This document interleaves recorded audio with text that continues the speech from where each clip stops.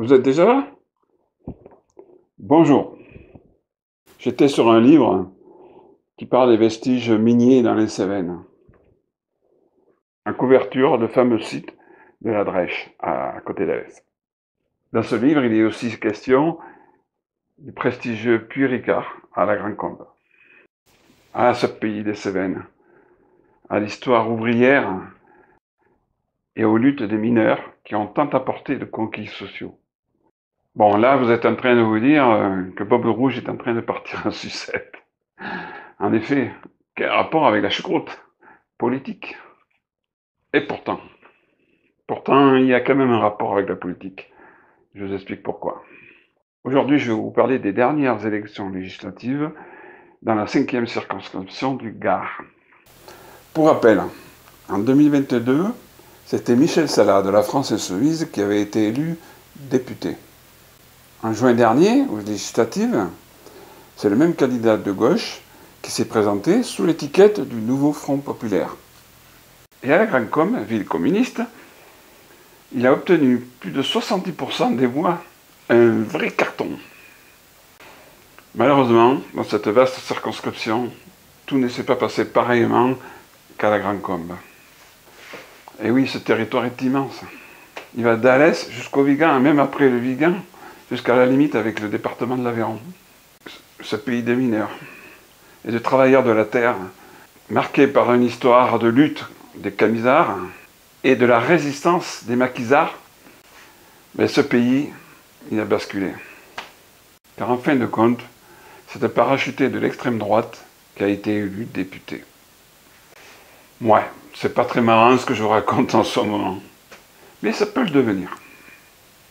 Tout d'abord, on va essayer de comprendre ce qui s'est passé dans ce lieu où des personnes ont voté à contresens de leur histoire. Pour cela, n'étant pas un politologue érudit, je vais faire appel à un ami. Je suis donc allé voir le co-auteur de ce livre, mon ami Elian Sellier. Et il m'a expliqué 3 choses. Selon lui, le basculement du vote à l'extrême droite, premièrement, c'est tout d'abord une défiance envers les hommes politiques dits traditionnels. Un exemple, ceux qui ont trempé dans des affaires louches. Je pense notamment à Claude Prady, sénateur à Sauve, et qui a été condamné pour abus de confiance et corruption passive. Puis il y a aussi la défiance envers les hommes politiques de droite ou de gauche qui ont accompagné les politiques néfastes nationales et qui ont généré dans notre population, au niveau local surtout, un sentiment d'abandon. Le deuxième élément, c'est le développement de l'individualisme. L'habitat pavillonnaire individuel et la peur du cambriolage a entraîné un repli sur soi et une peur de l'autre, et souvent de l'étranger. Le fait de posséder des miettes du capital, comme par exemple un peu d'économie à la banque, propriétaire de son logement, de sa voiture, etc., entraîne la peur de ceux dont on parle dans les médias à longueur de journée et qui disent qu'on va les voler. Troisièmement, c'est l'étranger qui est cité souvent par les capitalistes comme un bouc émissaire. À chaque crise que le monde moderne a connue, le sujet de l'immigration est revenu à chaque fois. Par exemple, la crise des années 30, qui a découlé de l'effondrement de l'économie des USA, et elle-même causée par la spéculation des capitalistes financiers américains et européens.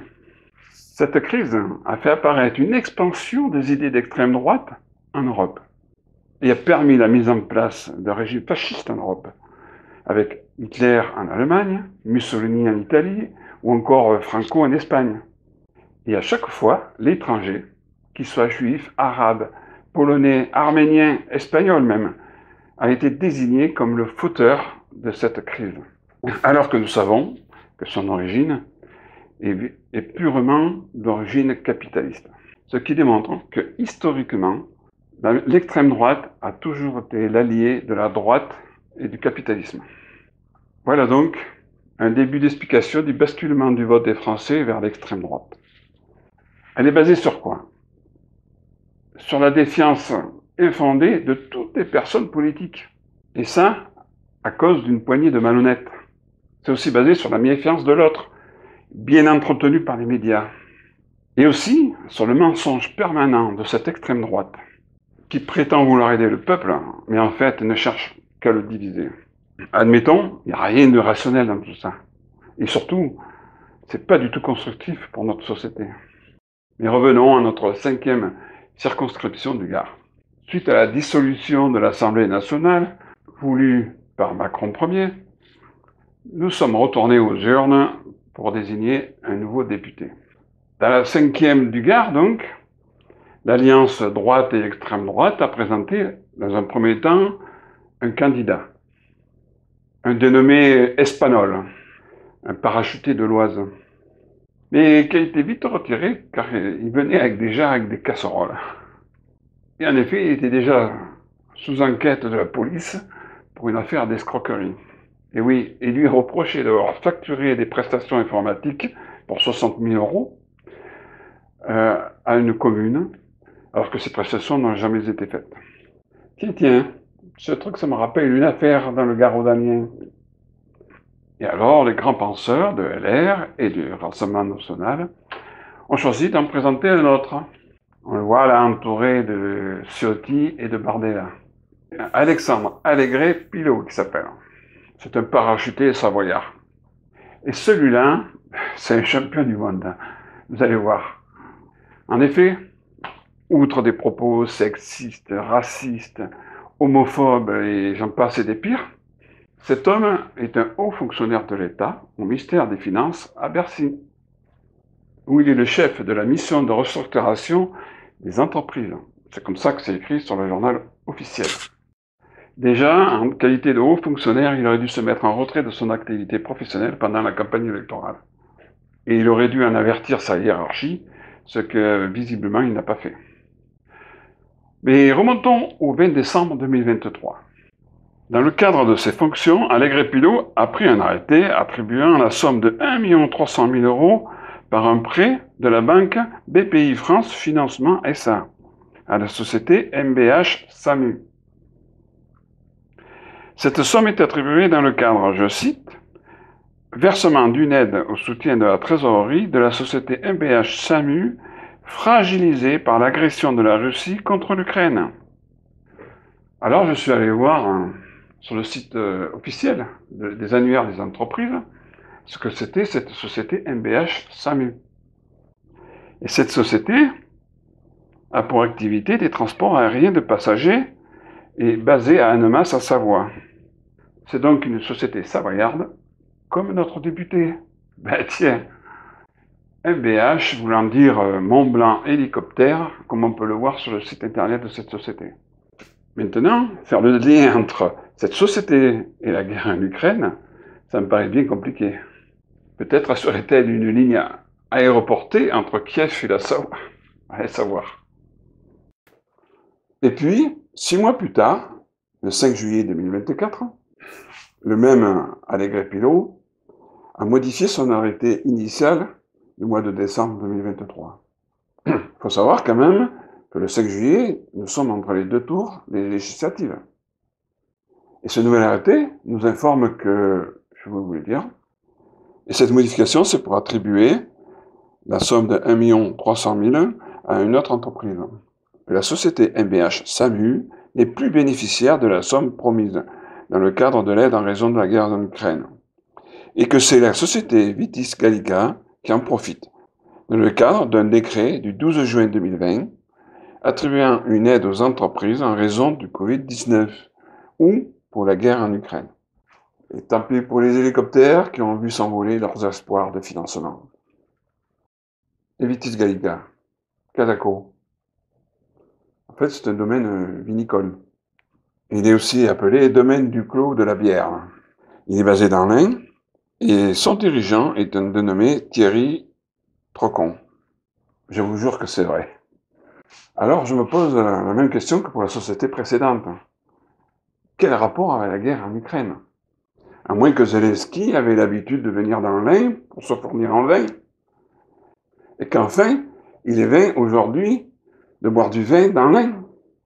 ou bien que l'Ukraine se fournissait en France de canons d'eau rouge, et qu'aujourd'hui, elle se fournit toujours en France d'un canon de guerre. Ou alors, cette société a souffert du Covid. Mais je me souviens bien, le Covid, c'était fin 2019, début 2020, n'est-ce pas? Le problème, c'est que cette société n'a été créée que le 1er août 2024, soit bien longtemps après la crise du Covid-19. Et aussi, presque un mois après l'arrêté qui lui attribue les 1,3 million. Donc au moment de l'arrêté qui lui attribue les 1,3 million, cette société n'existait pas. Heureusement, le 10 juillet, le sous-directeur de la politique industrielle de Bercy a eu la bonne idée et le réflexe d'abroger l'arrêté pour Vetis Gallica signé par Allégret Pilot. Ouf, on a échappé au pire. En même temps, à qui auraient été versés ces fonds, puisque l'entreprise n'existait pas? Allez savoir. Et je me suis posé la question, quel était le lien entre Vetis Gallica et notre député Allégret Pilot? Ça en a fait largement l'écho, et notamment Le Monde, qui a publié de nombreux articles sur cet individu. Et de ces articles, il est fait état d'une tentative d'escroquerie d'Alexandre Allégret Pilot au détriment de l'exploitant agricole.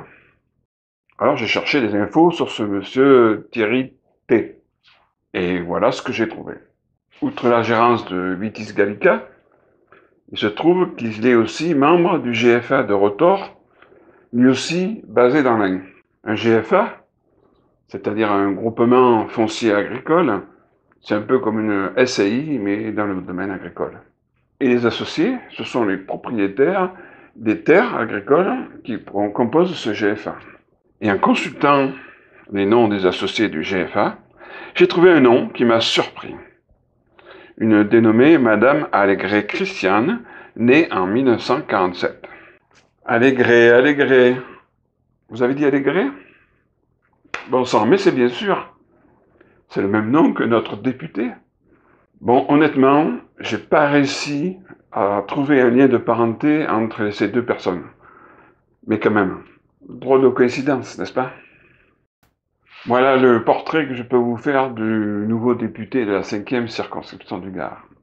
Et d'ailleurs, c'est déjà une star dans le coin, parce qu'il a fait l'objet de nombreux articles de presse. Et en Cévennes, on l'aime déjà beaucoup cet homme. La preuve, quand il a voulu se rendre à la fête de la pomme et de l'oignon doux des Cévennes, au Vigan, il a eu droit à un sympathique comité d'accueil.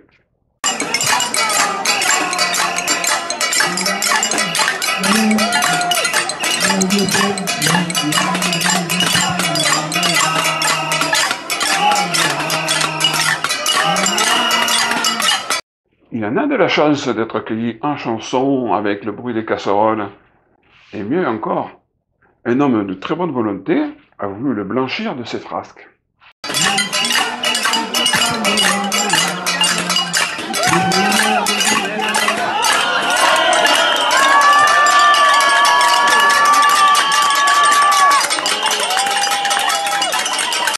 Bon, apparemment, notre député Allégret Pilot, il semble qu'il n'a pas beaucoup apprécié l'humour cévenol. Allez, dégage. Allez, va-t'en. Merde. Ah, c'est ce que ferait bien avec ta mère. Je ferais bien des trucs avec ta mère. J'ai naturellement porté plainte, tant pour les injures extrêmement graves que pour les violences à mon encontre. La démocratie n'est pas négociable. Le respect dû aux représentants du peuple français sur la circonscription, non plus. Le chat, il a failli me faire pleurer. Il a même porté plainte pour agression. Et après, il est allé pleurer à l'Assemblée nationale. Quand les sauvageons avancent, c'est la démocratie qui recule.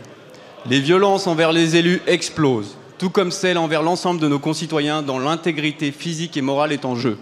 Nouvellement député, j'en ai fait les frais ce dimanche dans les Cévennes où une quarantaine de militants d'extrême gauche m'ont agressé, menaçant ma sécurité et m'empêchant d'accomplir ma mission de parlementaire.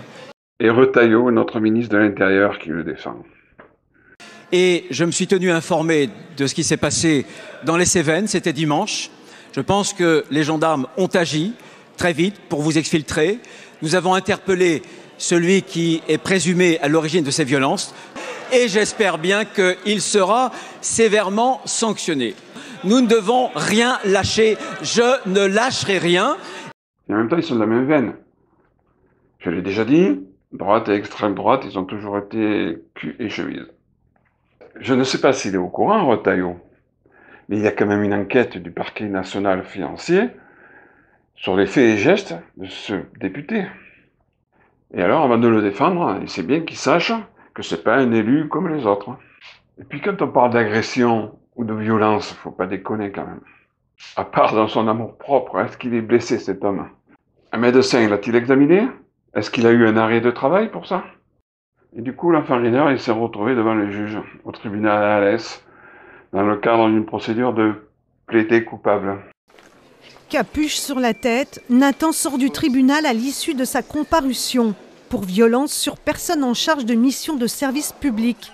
Ce jeune homme de 34 ans avait enfariné le député ciotiste RNLR du Gard, Alexandre Allégret-Pilot, lors de la foire de la pomme et de l'oignon d'Où du Vigan. Il a refusé, et je pense à juste titre, la sanction qui avait été proposée. 500 € d'amende et 6 mois de prison avec sursis. Et tout ça pour quelques grammes de farine. Et si encore ça avait été de la coque. Et heureusement, les Sevenols étaient venus pour soutenir l'enfarineur au tribunal. Ah, ça fait quand même plaisir de voir que dans notre région, il y a encore des gens qui résistent encore et toujours aux idées de l'extrême droite. Et d'ailleurs, l'une de ces personnes a été interviewée par France 3. À l'extérieur, une trentaine de personnes sont venues soutenir le prévenu. Il se trouve qu'un enfarinage n'est pas violent, c'est surtout symbolique. Mais il savait où il mettait les pieds en venant au Vigan. Il a fait de la provocation. Nous, on n'est pas en Cévennes pour rien. On résiste et on n'accepte pas les idées d'extrême droite, puisqu'il est associé à l'extrême droite. Bravo madame, à vous et à ceux qui s'opposent à ces idées d'extrême droite. Et le procureur de la République d'Alès, M. Grigny, je le trouve bien sympathique. Une proposition de peine lui a été faite. Il ne l'a pas acceptée comme la loi le lui permet. Je lui ai notifié une convocation pour être jugé dans le cadre d'une procédure, cette fois-ci donc correctionnelle, d'audience correctionnelle, le 5 février prochain à 14h. Et oui, devant les caméras de télévision, M. Grigny nous donne rendez-vous au tribunal Alès le 5 février prochain à 14h. Sympa, non? Le mensonge, la filouterie, la victimisation, c'est la seule façon d'exister pour ces gens d'extrême droite. Parce que leurs représentants, ils n'ont rien à proposer de concret à la population. Leur discours démagogique, qui prétend vouloir défendre le peuple, c'est du faux. Leur prétendue augmentation du pouvoir d'achat, par la diminution des cotisations sociales, ça se fera au détriment de la santé publique. Et ça profitera plus aux grandes entreprises capitalistes, aux salariés, aux agriculteurs ou aux fonctionnaires. Et leur prétendue défense des services publics, elle passera obligatoirement par des privatisations massives et qui feront encore le bonheur de la droite capitaliste. Ne tombez pas dans le piège. Faites comme ceux qui étaient au tribunal d'Alès le 6 novembre dernier. Résistez. Et puis il ne faut pas oublier l'origine de l'extrême droite en France. Le Front National, qui a été depuis renommé Rassemblement National. Il a été fondé par Jean-Marie Le Pen. Vous savez, le géniteur de Marine Le Pen. Mais il n'était pas seul. Il était accompagné d'anciens Waffen-SS comme Pierre Bousquet et Léon Gauthier. Il y avait aussi Roger Olène, membre de l'OAS, faction militaire raciste. Et d'autres encore, héritiers de l'Action française et de la Francisque du maréchal Pétain. Et même si maintenant les dirigeants de ce parti se veulent être propres sur eux, on voit bien que leur idéologie n'a pas bougé, notamment sur l'immigration. Puis, arrêtons de dire on ne les a jamais essayés. Ben si, l'extrême droite a été au pouvoir en France, de 1940 à 1945. Le maréchal Pétain, conservateur et antisémite notoire, avec le Laval, Darlan, Bousquet, patron de la police française, tous extrême droite, ils ont dirigé le pays pendant cette période. Ils ont collaboré avec les nazis. Et c'est ça, la droite extrême et l'extrême droite. Vous vous souvenez, j'avais commencé cette vidéo en vous parlant des mines dans les Cévennes. Je vais donc terminer avec un autre site minier. C'est au puits de Cédas, tout près d'Alès. Cette ancienne mine de lignite est aujourd'hui un mémorial. En septembre 1944, après la déroute de l'armée nazie, on y a découvert, là, au fond de ce puits, par 130 mètres de profondeur, une trentaine de corps. Des femmes, des hommes, espagnols, hongrois, allemands, gardois, qui avaient entre 21 et 66 ans.